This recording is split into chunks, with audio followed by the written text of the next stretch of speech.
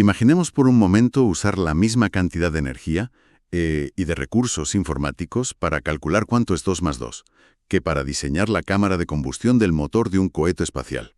Suena a locura. Suena a locura total, ¿verdad? Pues, sorprendentemente, esta ha sido la norma absoluta en el mundo de la inteligencia artificial aplicada a la simulación de la física. Así es, una ineficiencia tremenda. Un saludo muy cordial y una cálida bienvenida a quienes nos acompañan hoy en este análisis exhaustivo.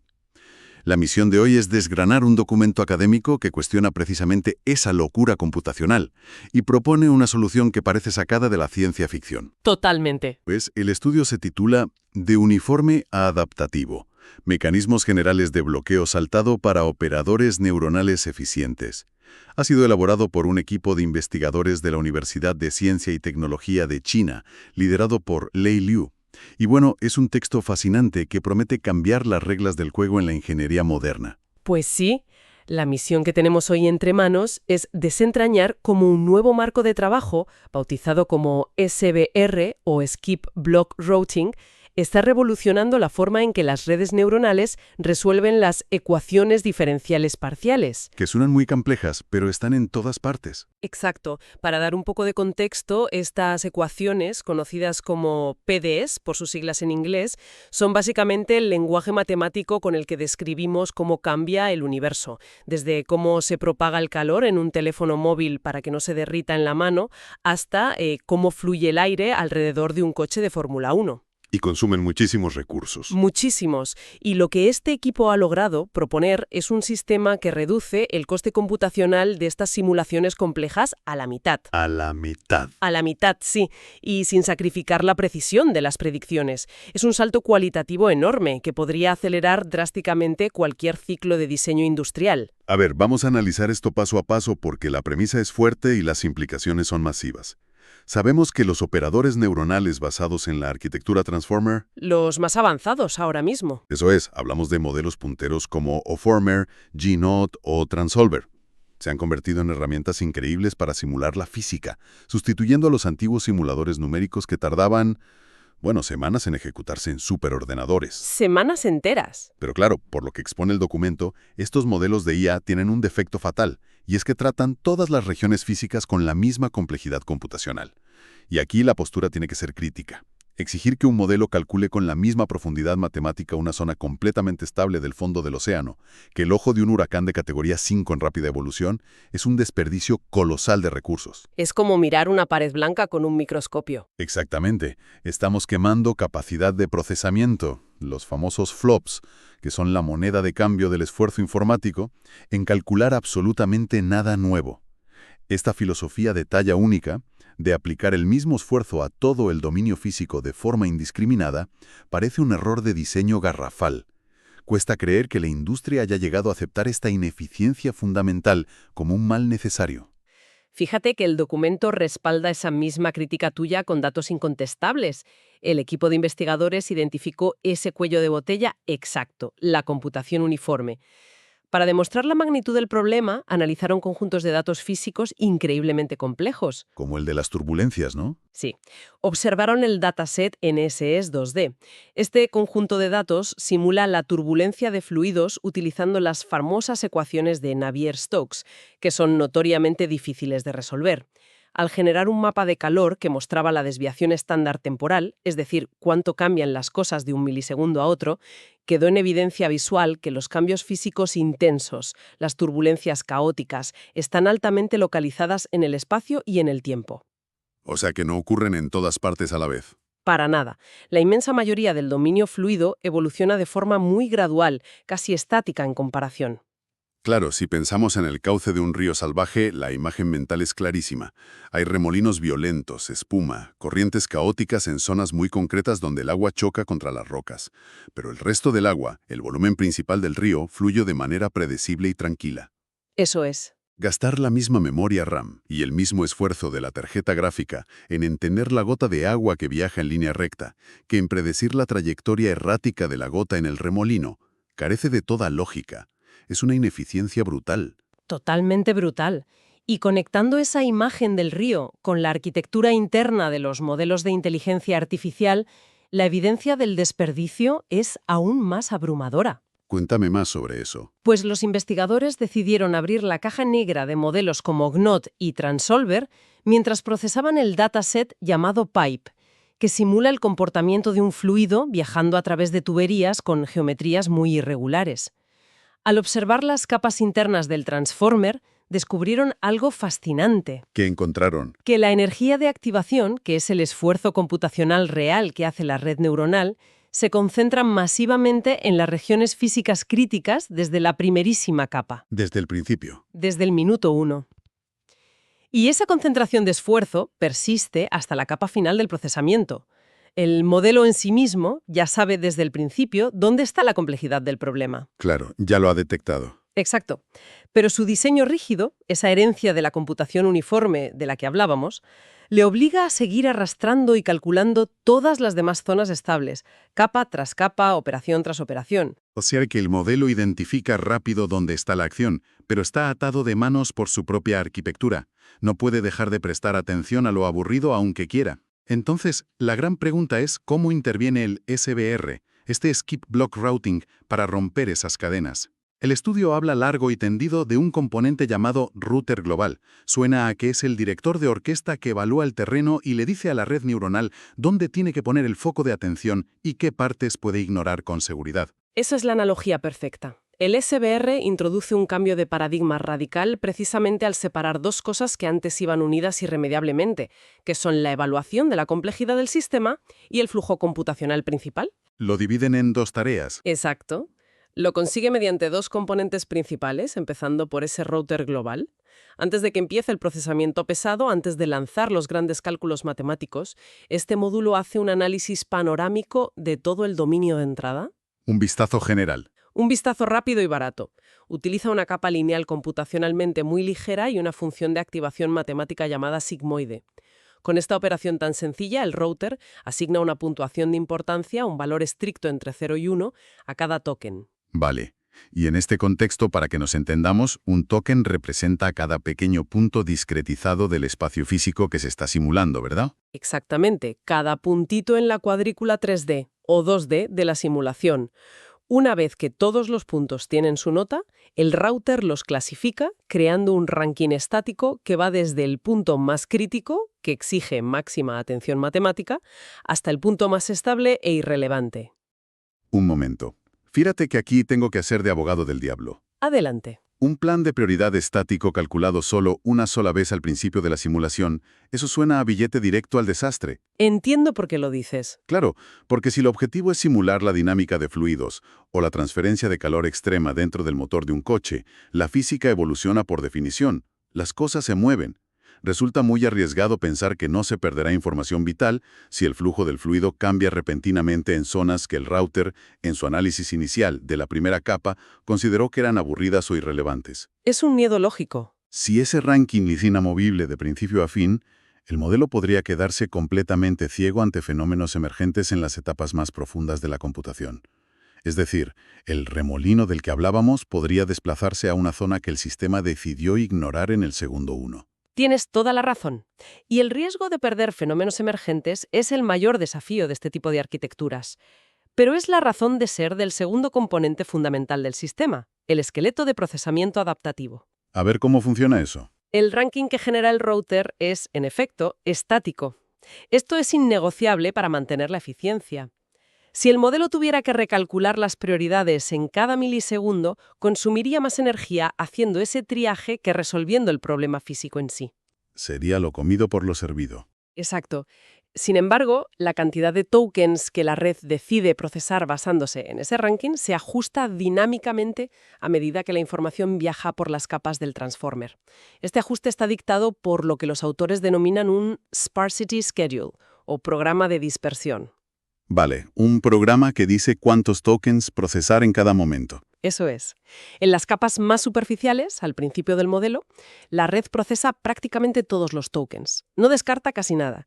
Esto asegura que se capture todo el contexto global y que el modelo entienda la fotografía completa del sistema, mitigando ese peligro que mencionabas de ignorar cambios repentinos en zonas aparentemente tranquilas. Ah, entiendo. Pero a medida que la información desciende hacia las capas más profundas de la red, que son las verdaderamente costosas a nivel de cálculo, el sistema saca las tijeras. Empieza a recortar drásticamente, concentrando todo el procesamiento pesado única y exclusivamente en los tokens que lideran aquel ranking estático inicial. O sea, empieza con una lente gran angular para ver todo el panorama sin perder detalle, y luego cambia a un microscopio de alta potencia solo para mirar las anomalías críticas.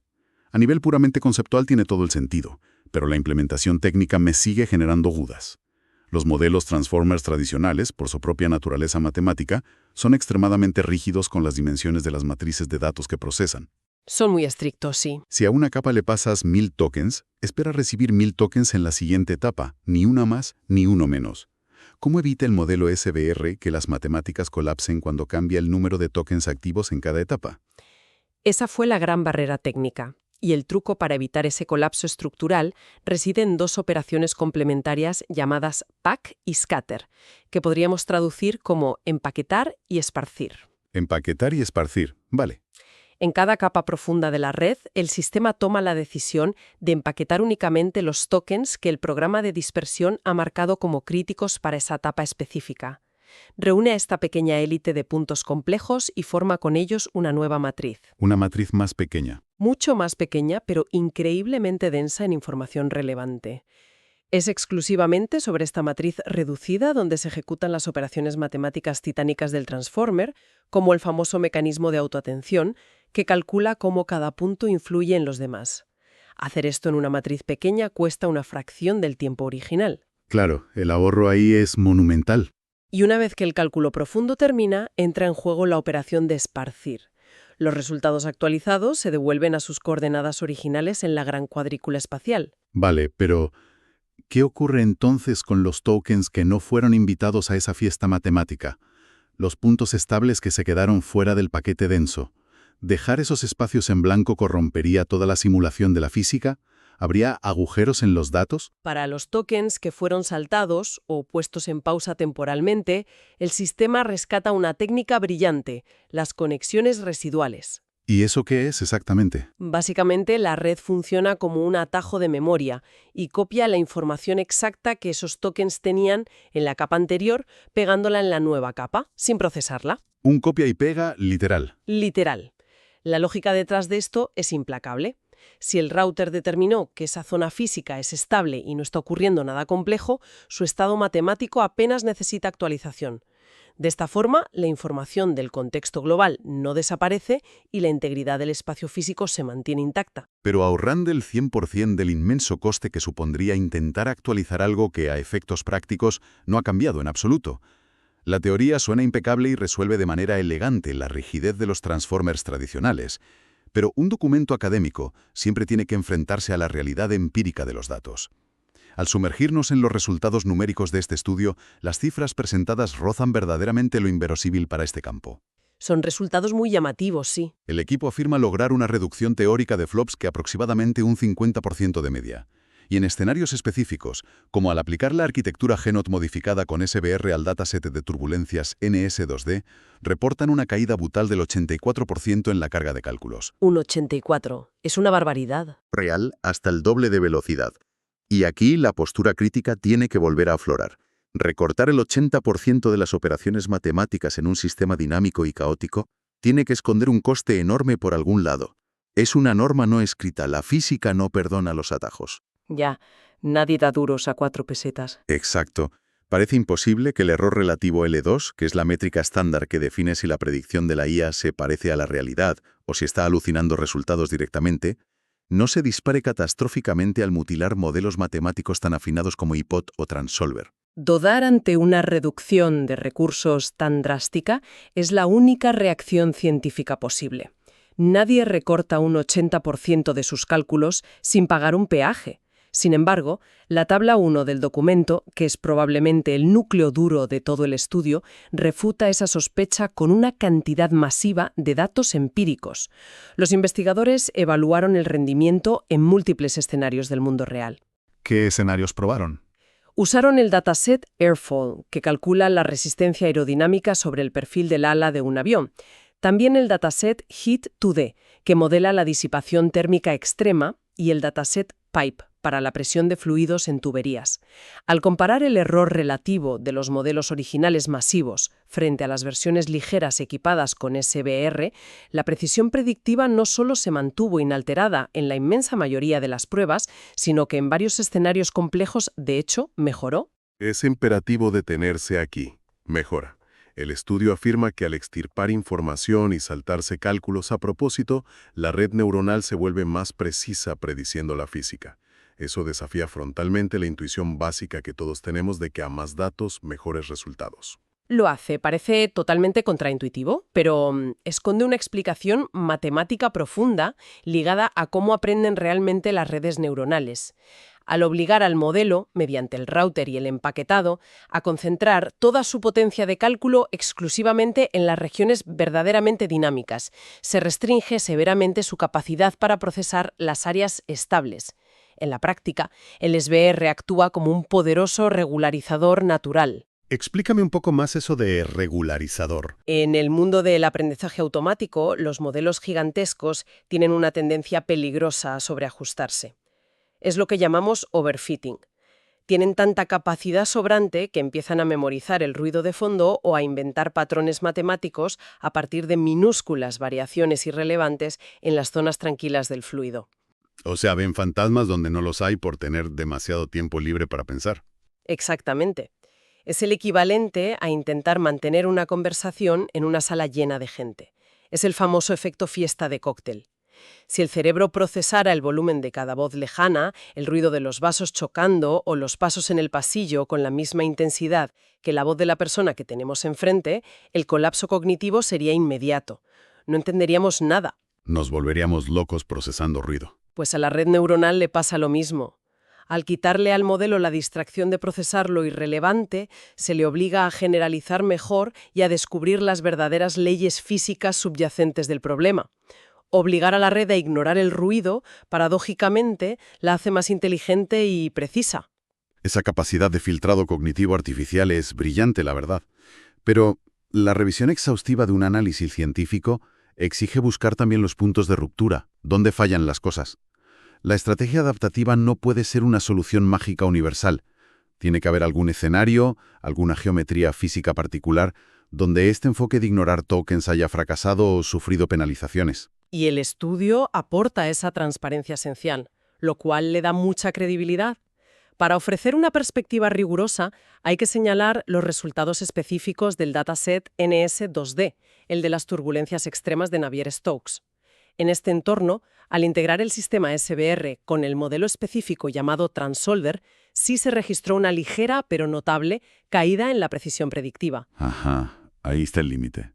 ¿Y por qué falló con ese modelo en concreto? Porque las turbulencias simuladas en este conjunto de datos son de una naturaleza extremadamente caótica, presentando dependencias físicas a muy largo alcance. Es decir, un vórtice en una esquina del espacio afecta rápidamente a lo que ocurre en el extremo opuesto. El modelo Transolver, por su propio diseño de atención, tiende a crear representaciones de la información muy difusas y distribuidas a lo largo de todos los tokens disponibles. ¿Necesita ver todo el tablero a la vez? Cantidad de tokens activos, un modelo que depende de esa información tan dispersa sufre. La conclusión clave aquí es que el éxito de la computación adaptativa depende intrínsecamente de la interacción entre la arquitectura del modelo base y la topología física real del problema que se intenta resolver. Es una matización honesta que añade muchísimo peso a la credibilidad de la investigación, desde luego. Y para descartar que este éxito general sea una simple casualidad o que dependa de que los modelos modernos están artificialmente inflados, el estudio dedica una sección completa a los estudios de ablación. Una parte interesantísima del paper. Sin duda. Esta es la parte de la ingeniería inversa donde los creadores destruyen partes de su propio sistema a propósito para ver qué se rompe y entender por qué funciona el resto. El experimento que acapara toda la atención es el que podríamos titular aleatoriedad versus física. La premisa es básica. Si el beneficio viene simplemente de hacer el modelo más pequeño, ¿qué ocurriría si tomamos la red y eliminamos tokens al azar, tirando los dados en cada capa, en lugar de usar el sofisticado análisis del router global? Todo esto manteniendo exactamente el mismo presupuesto de procesamiento y los mismos flops. Ese experimento en particular, denominado Random SVR en el texto, despeja cualquier duda razonable sobre la inteligencia real del componente de enrutamiento. Al forzar la misma reducción drástica de recursos informáticos, pero eliminando tokens de forma completamente aleatoria, en lugar de basarse en la puntuación de importancia calculada por el router, el sistema colapsó por completo. Los resultados fueron desastrosos, claro. El error de predicción en el modelo Transolver empeoró en un dramático 20%. En otros modelos testeados como Genot y Ouformer, el error también experimentó un repunte significativo, rondando el 5% de empeoramiento. Este fracaso controlado demuestra empíricamente que la victoria del SBR no reside en la simple compresión de datos a lo bruto. No es solo comprimir y ya está. Demuestra que el router global realmente está aprendiendo a identificar e interpretar la física subyacente del problema desde la primera capa. Está localizando matemáticamente dónde se forman los frentes de choque en el aire, dónde nacen los vórtices en el agua y dónde están las capas límite de temperatura, dirigiendo toda la artillería de cómputo hacia la física real y no disparando a ciegas sobre la cuadrícula. Siguiendo con una analogía médica, el router actúa como un experto cirujano de triaje en la puerta de urgencias de un hospital. Su trabajo es saber exactamente a qué paciente hay que llevar al quirófano primero basándose en la gravedad real de las heridas, en lugar de ir cerrando habitaciones y echando pacientes a la calle sacando nombres de un sombrero al azar. Funciona porque el triaje es inteligente, está analizando la situación vital. Pero esto nos lleva al siguiente dilema de los estudios de ablación. ¿Cómo distribuir el esfuerzo a lo largo del tiempo de procesamiento? Esa es otra gran pregunta que resolvieron. El estudio menciona que se pusieron a prueba múltiples estrategias para el programa de dispersión, el famoso Sparsity Schedule del que hablamos antes. Probaron una estrategia decreciente que quita recursos gradualmente, probaron una constante, una creciente y una cuarta opción a la que bautizaron como Mid-Heavy. El peso en el medio, podríamos decir. Eso es. Esta Mid-Heavy consiste en concentrar todo el músculo de cómputo masivo y el procesamiento pesado en las capas intermedias de la red neuronal. Curiosamente, la estrategia Mid-Heavy superó con creces al resto de enfoques. ¿Por qué el ecuador, el medio exacto del modelo matemático, es una zona tan sumamente crítica para la simulación física? Para entender por qué la estrategia Mid-Heavy domina absolutamente en las pruebas, hay que visualizar el panorama completo de cómo procesa la información la arquitectura Transformer. Las diferentes capas de la red tienen responsabilidades muy distintas entre sí.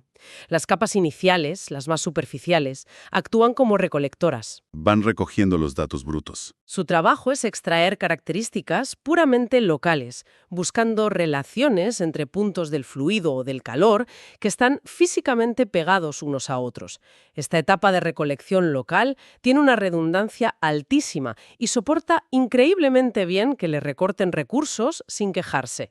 En el otro extremo, las capas finales y más profundas se dedican principalmente a refinar y pulir los resultados utilizando la propagación residual de la que hablamos antes. Los últimos retoques. Exacto. Pero es en las capas intermedias donde reside el verdadero cuello de botella de la comprensión del modelo. Es en el centro del modelo donde ocurre el intercambio de información a escala verdaderamente global. Ahí es donde se conecta todo. Es el momento en el que la red intenta conectar que una minúscula turbulencia originada en la válvula de entrada de la tubería acabará provocando un aumento de presión masivo en el extremo opuesto del sistema métricas más allá.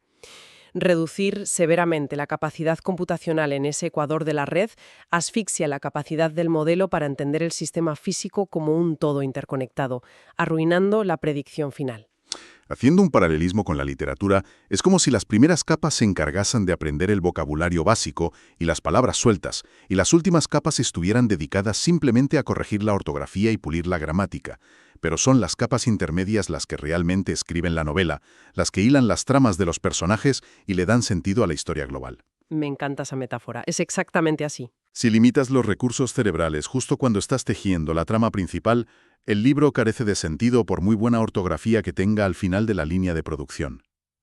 Ahora bien, para completar el cuadro técnico, el estudio compara esta arquitectura SBR con intentos anteriores de computación adaptativa, prestando especial atención a un método conocido como Moore, o mezcla de recursiones. Un método previo bastante famoso en el sector.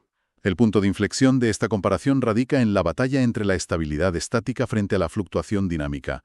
Un aspecto que, claro, es absolutamente vital para los ingenieros que diseñan el hardware físico que ejecuta estos modelos al final del día. El contraste con métodos como el MOR es muy revelador respecto a por qué muchas ideas que son brillantes en inteligencia artificial fracasan rotundamente cuando intentan salir del laboratorio al mundo real.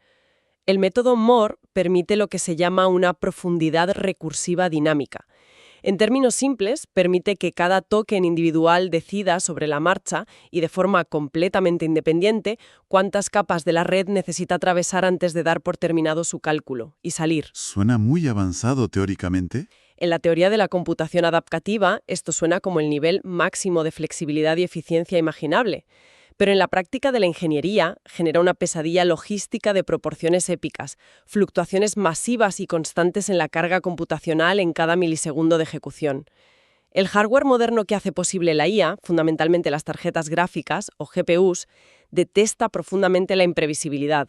La superioridad de la arquitectura SBR en el mundo real se basa en que, al definir el ranking y el programa de dispersión de antemano mediante el router, garantiza un rendimiento 100% predecible.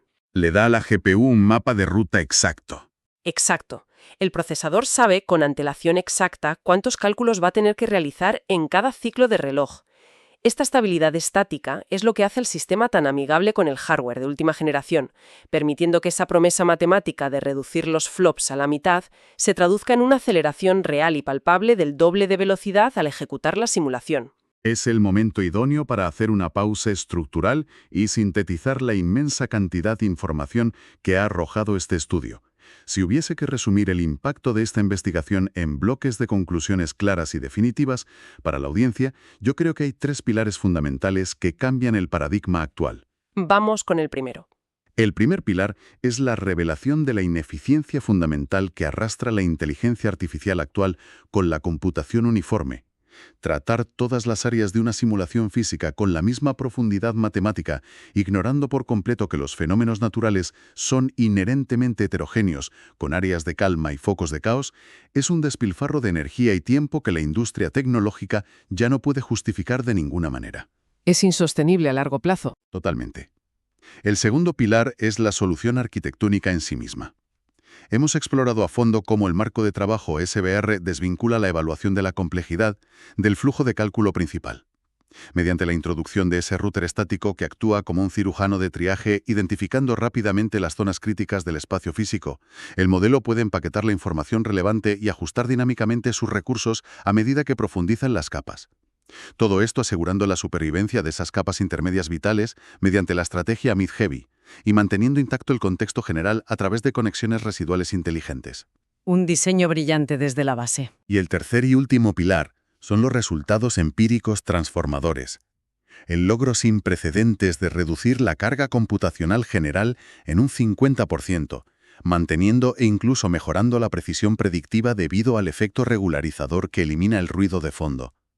En el contexto de los ciclos de diseño industrial ágiles de hoy en día, tener la capacidad de simular la disipación térmica de un nuevo microprocesador o el estrés aerodinámico del ala de una aeronave comercial en la mitad de tiempo y consumiendo la mitad de energía no es solo una curiosidad académica, cambia completamente las reglas de la competitividad a nivel global. Y todo ese análisis detallado culmina en un pensamiento final que creo que invita a proyectar esta tecnología hacia el futuro de los grandes retos de la humanidad.